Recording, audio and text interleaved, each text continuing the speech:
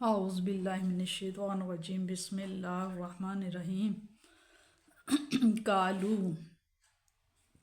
کہا یا ابانا یا اے ابا باپ نہ ہمارے، اے ہمارے باپ، انا بے شک ذہبنا ذہب ذرا گئے نہ ہم ذرا گئے نستبقو نہ ہم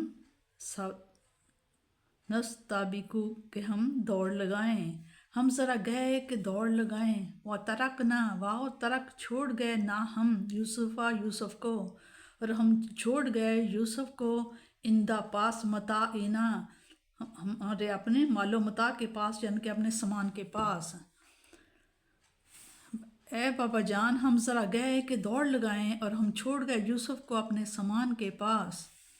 فَأَقَلَا فاپس اکلا کھا گیا ہو اس کو الذئب بھیڑیا، تو کھا گیا اس کو بھیڑیا۔ وَمَا اور نہیں انتا آپ بِمُؤْمِنٍ مانیں گے لانا ہماری یہ بات، اور آپ نہیں مانیں گے ہماری بات، وَلَوْ اور اگر کننا ہم تھے صادقین، اگر ہم اس بات میں کیا ہے صادقین سچے ہیں، ہم سچ کہہ رہے ہیں۔ وَجَاءُوا اور لے آئے علی پر قمیصہ اس کی قمیص پر بدم دم خون کاذبہ جھوٹا، اور لے آئے اس قمیص کو جھوٹا خون لگا کر۔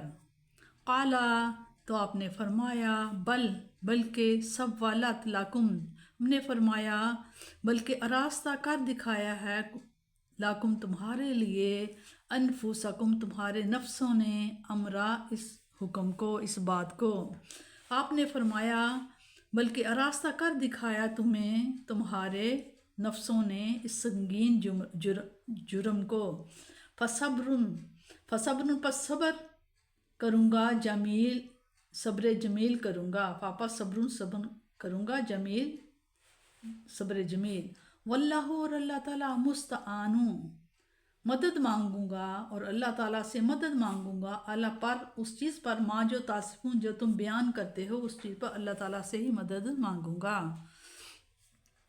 حضرت یعقوب علیہ السلام تو پہلے ہی اتنا تاخیر پر مضطرب ہوں گے، جب انہوں نے یہ شور و فغان سنا ہوگا تو بے چین ہو گئے ہوں گے، پوچھا ہوگا کیا ہوا، کیوں رو رہے ہو، مجھے یوسف نظر نہیں آ رہا، وہ کہاں ہے؟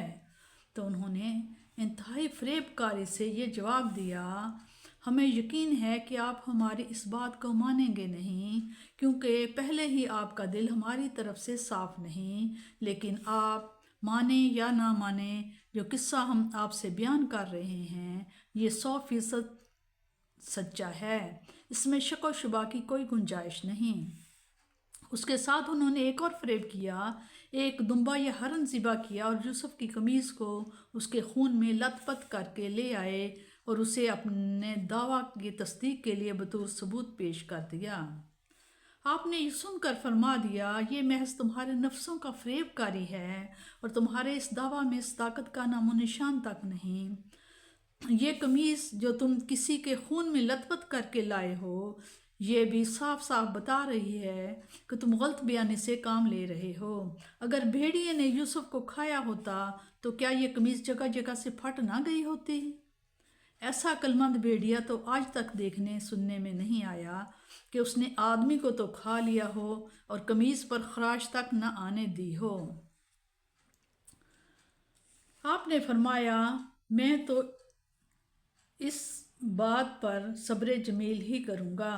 حضرت یعقوب علیہ السلام کی جلالت شان اور مقام نبوی کو یہی زیبا تھا کہ وہ دامن صبر کو مضبوطی سے تھام لیں اور کسی ایسی حرکت کا ارتکاب نہ کریں جو عام لوگوں سے ایسے موقعوں پر سرزد ہوتی ہے۔